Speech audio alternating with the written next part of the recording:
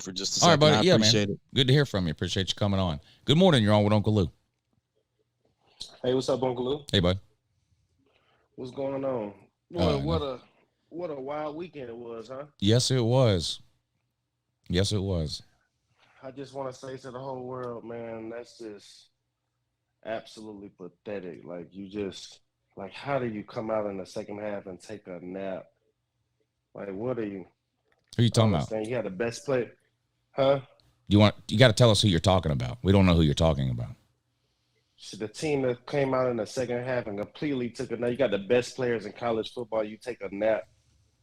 That's just pathetic.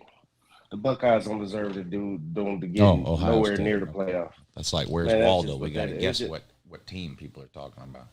Yeah, my bad, Uncle Lou. It's just no excuse. I'm just so dejected and just so it just don't even make any sense. Like I just don't understand. Yeah, it makes no sense. And then we supposed to go for it on a couple fourth downs where we already down. Ryan Day's playing like it was Ryan's Day fault. He played not to lose. He was playing scary. Like the game, everything is on the line. This is the game you gotta win. It was just pathetic, Uncle Lou. It's just no excuse. To the Michigan fans, they did what they were supposed to do. I mean, it's just no excuse. They got to figure out a way to not give up 300 yards rushing. That's what they have to do. No, I don't know if you watched the game, Uncle Lou. I watched the whole game start to finish. Michigan had 2 plays in the second half. Look at the stats at the end of the first half. We did what we were supposed to. The game is not on the defense. We lost that game offensively. We had Michigan down and out in the first and second quarter.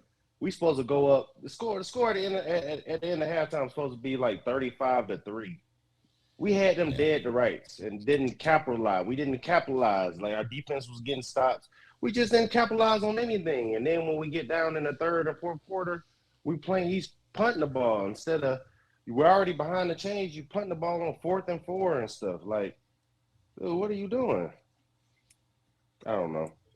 It's just real aggravating. Yeah, I'd be aggravated too, and perturbed. Yeah, I just know that we don't deserve. I mean, if they put us in there, hopefully that'll give them some life. But we don't deserve to get into the playoff.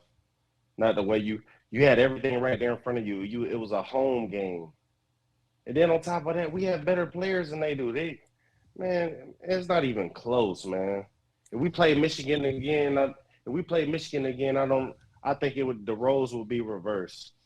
I don't know. I mean, that's what we heard after the Michigan game last year. But then now you did play them again, and it was the same thing. They had 300 yards rushing on you last year. They pushed you around. They had 300 rushing yards on you this year. They pushed you around. You lost to Oregon last year. They ran for 300 on you and pushed you around. When you give up 300 yards rushing, what do you think the winning percentage is across all of college football when a team gives up 300 yards rushing? It's about 1%. You're not going to win very many games giving up 300 yards rushing. You got to do something about that defensive line and whatever against the run. I don't know if it's talent or recruiting or practice or philosophy or I don't know what it is, but it ain't working. Let me ask you something. Did you watch the game? No, I was at the Georgia game, so I only watched the fourth quarter. Okay, so Michigan had like maybe 6 play. Like our defense played is not on the defense. I know Michigan was averaging 0.1 yards per carry in the first half. That's great. And guess what? Yes, you were winning. And guess what? You were winning. But it doesn't. And then in the second half, they ran it down your throat, and there was nothing you could do, and you got blown out. When you can't stop the run, you're not going to win. It's that simple. And C.J. Stroud is afraid to run the ball. Look, Ohio State's got a finesse problem and a soft problem. That's just what it is. C.J. Stroud's afraid to run the ball. It's Ryan's Day to play calling the scheme, and I agree. It trickles down from Ryan Day. He's a soft coach. I agree. He's a finesse soft guy. I mean, I agree. Yeah, if you watch the game in the first half, we had him right where we want. The score, it shouldn't even have been a 3-point game at halftime. Well, look, Georgia didn't win the national title in 2017 just because we were beating the shit out of Alabama at halftime. It doesn't work that way. You got to play 4 quarters, and y'all got pushed around in the second half like you weren't there. I mean, it was last year all over again. Every time I looked up, a backup running back was running for 20 yards. It was embarrassing. Yeah, You're right. There's no excuse. You're absolutely right about that. It's just no excuse. So I just, man, but it's just disheartening though. Just, man, that was just terrible. And then Michigan's gonna go to the playoff and get blown out. That's not that stuff Michigan does. Not gonna make Michigan. Well, let me ask you this, because it look like right now it looks like they're going to play TCU. So how do you think they'll do against TCU? You think they can win that one? Against TCU, I'm a college football realist. They'll beat TCU by 3 touchdowns. Yeah. But whoever where they were playing the championship. Well, you know who it's going to be. It's going to be. You know, it's going to be. Yeah, well, it's going to be a more talented version of Michigan. That's what it's going to be. Georgia and Michigan are the same team. Georgia's just more talented. I'll say this, man. The committee better not mess up and let the Buckeyes in. I know, because then y'all have to play Georgia in the first round, which, like I said, is just a more talented If Michigan ran for 300 on you, Georgia might run for 500. Man, maybe so, but we won't play that bad offensively. I tell you that. Maybe not. I don't know. You could have beat Michigan, and we could have found out. Yeah, we sure could have. But hey, no, there's shame on them.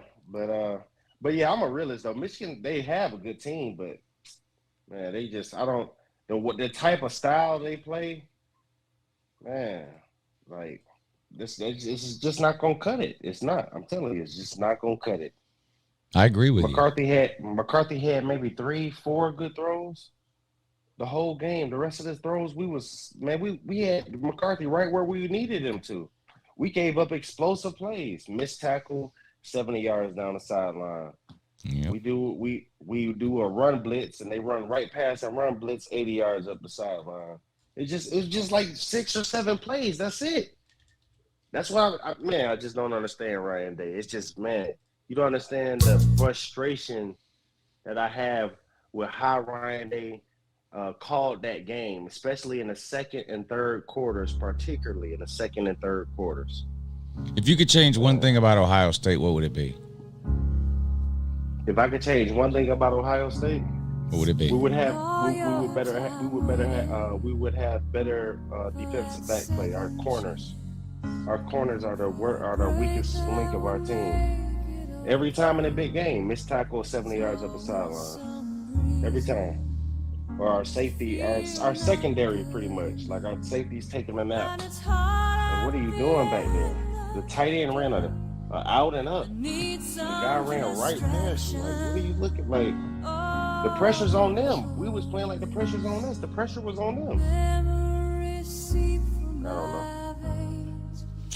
I don't know, Uncle Lou. It's just kind of just sad and disheartening, man. I tell you what, Georgia, I bet you Kirby Smart would have had Georgia. It don't matter how many points Georgia would have scored. Georgia wouldn't have gave up all them plays. Michigan might score 3 points against Georgia. Michigan's not going to score against Georgia doing that type of offense. That's not going to work. But that's pretty much all I had to say, Uncle Lou, man. I appreciate your show. Just very upset. I hear you, man. Look, I'm here for you. This is a therapy session, man. Good to talk to you. Good luck in the Rose Bowl or whatever it is, and I appreciate you coming on. Good people right there. He's not ducking and running like some of them are. Good people right there. Yep. Good morning, but you're on with Uncle Ludo.